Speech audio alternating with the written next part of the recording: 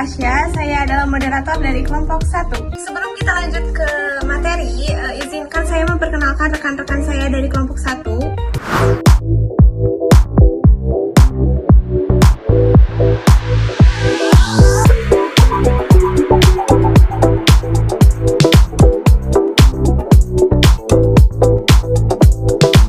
Assalamualaikum warahmatullahi wabarakatuh. Halo semuanya. Kami dari kelompok 1 akan memaparkan dan menjelaskan hasil proyek kami dalam mata kuliah pengantar database dengan judul Analisis dan Desain Sistem Informasi Penjualan serta Pemasakan pada Toko Buku dengan dosen pengampu Bapak Yemi Sofian, Eskom Mkom.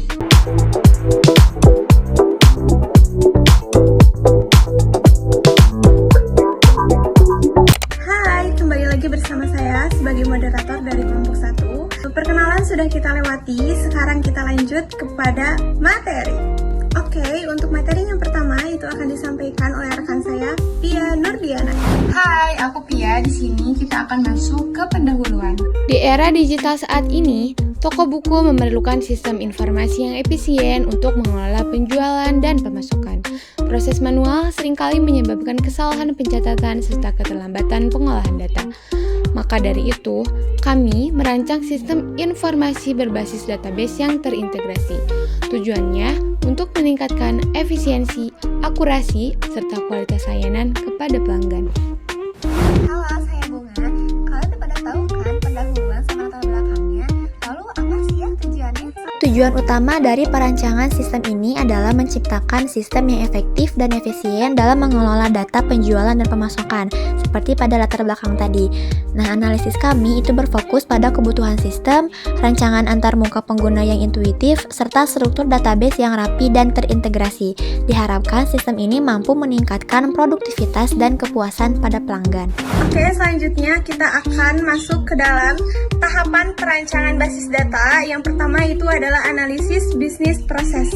Oke, kita mulai pada tahapan tugas perancangan basis data. Yang pertama itu ada analisis bisnis proses. Kami membagi proses utama menjadi dua bagian. Yang pertama, penjualan buku dan pemasukan buku. Untuk penjualan, pelanggan memilih buku dari katalog, lalu petugas mencatat transaksi. Sistem otomatis menghitung total harga dan memperbarui stok. Sedangkan pada proses pemasokan, toko memesan buku ke supplier, menerima pengiriman, lalu memperbaharui data stok ke dalam sistem. Selanjutnya untuk alur kerjanya akan disampaikan dan dijelaskan oleh rekan saya Putri Desti. Hai, saya Putri. Untuk secara teori sebelumnya sudah disampaikan oleh rekan saya, dan sekarang saya akan menjelaskan mengenai alur kerja atau project pada penjualan dan pemasakan pada toko buku. Baik, di sini saya akan memaparkan alur kerja atau flowchart pada bagian penjualan. Diawali dengan mulai, lalu pelanggan datang kemudian melihat katalog buku. Selanjutnya pelanggan memilih buku dan petugas mencatat transaksi penjualan. Kemudian sistem menghitung total harga. Nah, di sini ada pilihan. Petugas menawarkan metode pembayaran kepada pelanggan. Jika pelanggan memilih tunai, maka petugas menerima uang tunai. Pembayaran berhasil, cetak transaksi pembayaran dan selesai. Nah, kalau misalnya pelanggan memilih non tunai, dengan cara membayar secara dana, QRIS, dan lain-lain. Nah, selanjutnya, petugas akan mengecek apakah pembayaran berhasil atau gagal. Jika pembayaran berhasil, maka selesai. Dan jika pembayaran tidak berhasil, maka ada pilihan. Petugas akan menawarkan apakah akan mengulang metode pembayaran secara non-tunai atau mengganti metode secara pembayaran ke tunai. Kalau memilih untuk membayar non-tunai, maka seperti sebelumnya, petugas akan mengecek apakah pembayaran non-tunai masuk. Jika sudah masuk, maka pembayaran selesai. Nah, jika pembayaran non-tunai, maka akan kembali seperti sebelumnya.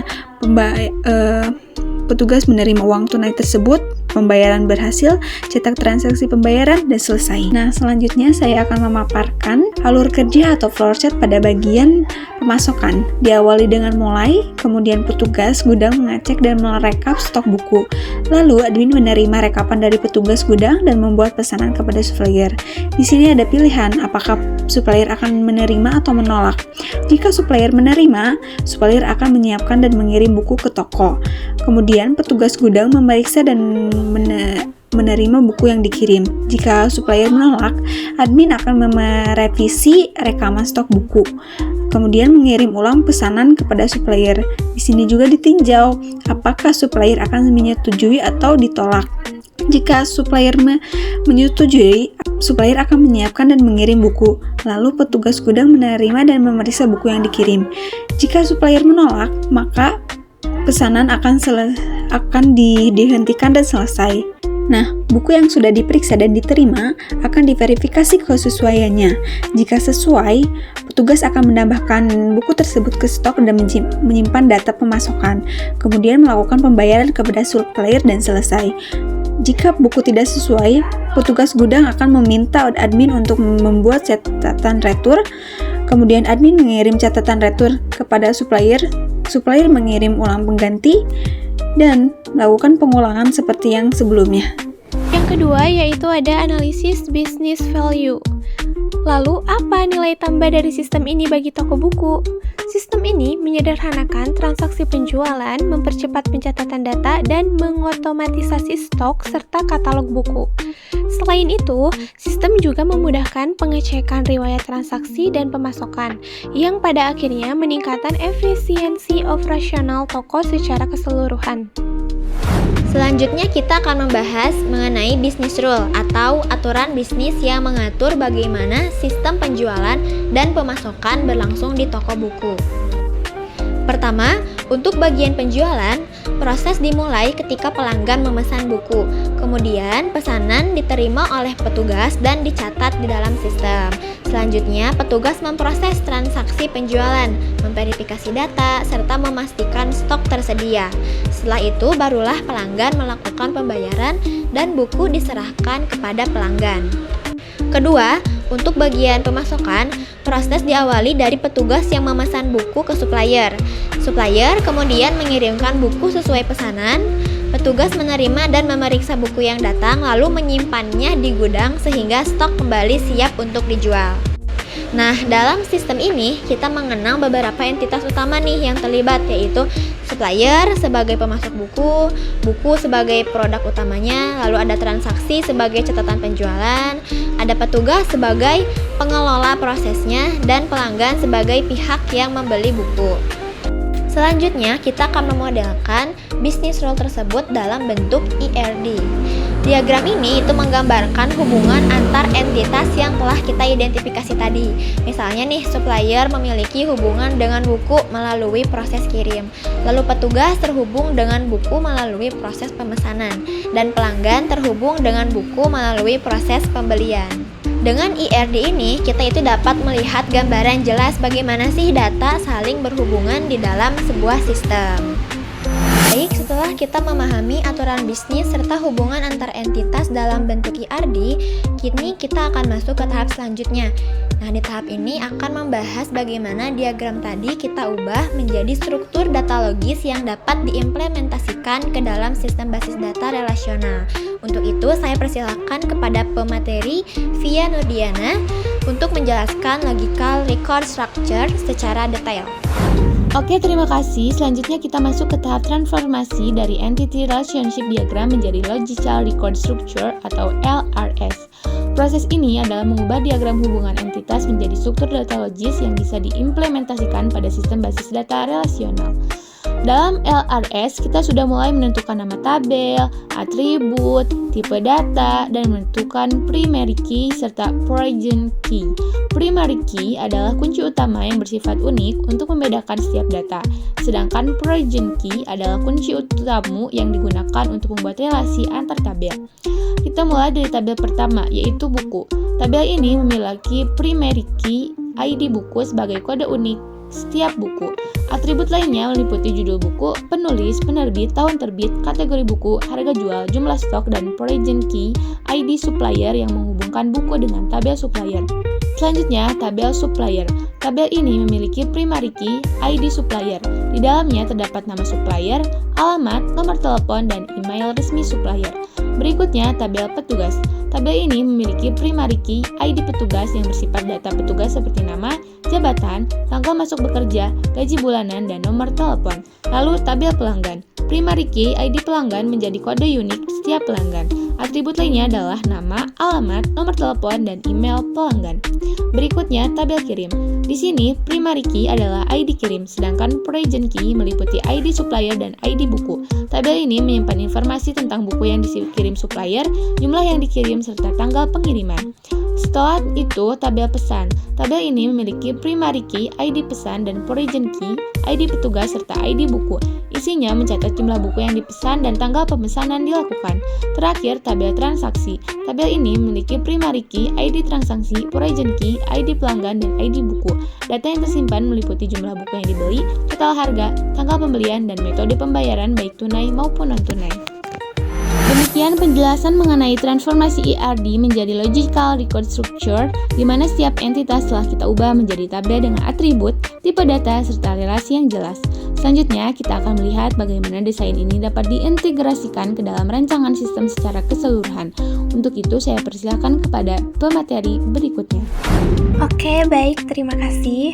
Setelah memahami aturan bisnis dan hubungan antar entitas pada ERD, kini kita masuk ke tahap transformasi relasional. Pada tahap ini, setiap entitas diubah menjadi tabel yang memiliki atribut, primary key, dan origin key seperti yang terlihat pada gambar. Pada slide ini, kita melihat transformasi dari ERD menjadi tabel dan atribut. Tabel yang pertama yaitu tabel petugas, menyimpan data pegawai toko termasuk ID, nama, jabatan, tanggal masuk, gaji, dan nomor telepon. Yang kedua yaitu tabel buku, berisi detail buku mulai dari judul, penulis, penerbit, tahun terbit, kategori, harga stok, hingga ID supplier. Yang ketiga, tabel pelanggan, memuat informasi pembeli seperti nama, alamat, nomor telepon, dan email. Yang keempat yaitu tabel pesan, mencatat pemesanan buku oleh petugas. Sedangkan yang kelima yaitu tabel supplier, menyimpan informasi pemasok. Dan yang keenam, tabel kirim, berisi data pengiriman buku dari supplier. Dan ketujuh yaitu tabel transaksi, mencatat penjualan buku ke pelanggan. Semua tabel ini dihubungkan dengan primary key dan origin key seperti yang terlihat pada gambar, sehingga data saling terintegrasi dan siap digunakan untuk pengelolaan penjualan dan pemasokan di toko buku. Itulah tabel dan atribut yang menjadi hasil transformasi dari ERD. Selanjutnya kita akan melihat bagaimana rancangan ini diubah menjadi Logical Record Structure atau LRS yang menjadi kerangka dasar dalam desain sistem informasi toko buku ini. Saya persilakan untuk pembicara selanjutnya. Baik, terima kasih. Sebelum kita masuk ke materi, izinkan saya memberi apresiasi untuk pemateri sebelumnya yang telah memaparkan entity relationship diagram atau ERD secara jelas.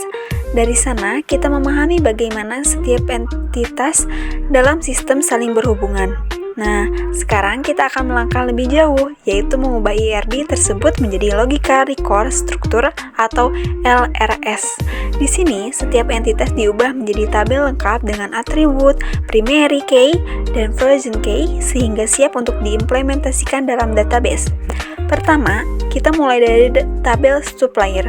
Di dalamnya terdapat ID supplier sebagai kunci utama, serta nama, alamat, nomor telepon, dan email. Supplier ini memiliki hubungan langsung dengan tabel buku, karena setiap supplier dapat menyediakan banyak buku. Nah, berikutnya ada tabel buku yang memiliki ID buku sebagai kunci utama, serta atribut, judul, penulis, penerbit, tahun terbit, kategori, harga, dan stok. Buku terhubung dengan supplier yang menyediakannya, serta berperan penting dalam transaksi pemesanan maupun penjualan. Selanjutnya, ada tabel pelanggan yang menyimpan data nama, alamat, nomor telepon, dan email setiap pelanggan. Pelanggan ini terhubung langsung dengan tabel transaksi penjualan karena mereka adalah pihak yang membeli buku. Lalu, ada tabel petugas yang mencatat identitas petugas, jabatannya, tanggal masuk, gaji, dan nomor telepon. Petugas inilah yang menangani transaksi pemesanan buku dari supplier. Berikutnya adalah tabel transaksi pemesanan yang memuat informasi pemesanan buku, mulai dari siapa petugasnya, buku apa yang dipesan, jumlahnya, hingga tanggal pesan. Dari tabel ini, alur berlanjut ke tabel kirim stok buku yang mencatat proses pengiriman buku dari supplier lengkap dengan jumlah dan tanggalnya. Terakhir, tabel transaksi penjualan yang berisi data pembelian buku oleh pelanggan, termasuk jumlah beli, total harga, tanggal beli, dan metode pembayaran. Setiap transaksi penjualan akan otomatis mengurangi stok buku di tabel buku. Dengan struktur seperti ini, setiap data saling terhubung dengan rapi dan jelas. Hubungan antara entitas terjaga melalui frozen key dan primary key, sehingga meminimalkan kesalahan dan memudahkan pengolahan data. Dari awal presentasi hingga saat ini, kita telah mengikuti proses lengkap mulai dari analisis, kebutuhan, pembuatan ERD, hingga transformasi menjadi logical record struktur. Proses ini memastikan sistem informasi penjualan dan pemasakan pada toko buku dapat dirancang dengan efisien, akurat, dan siap untuk diimplementasikan. Terima kasih kepada seluruh pemateri sebelumnya yang telah menyampaikan bagian-bagian penting dalam runtunan analisis dan desain ini. Tanpa penjelasan mereka, materi kami hari ini tidak akan mengalir sejelas ini. Demikian pemaparan saya sebagai pemateri terakhir. Semoga apa yang telah kita sampaikan bersama dapat memberikan gambaran yang utuh mengenai perancangan sistem informasi ini. Terima kasih atas perhatian dan kerjasama semua pihak. Wassalamualaikum warahmatullahi wabarakatuh.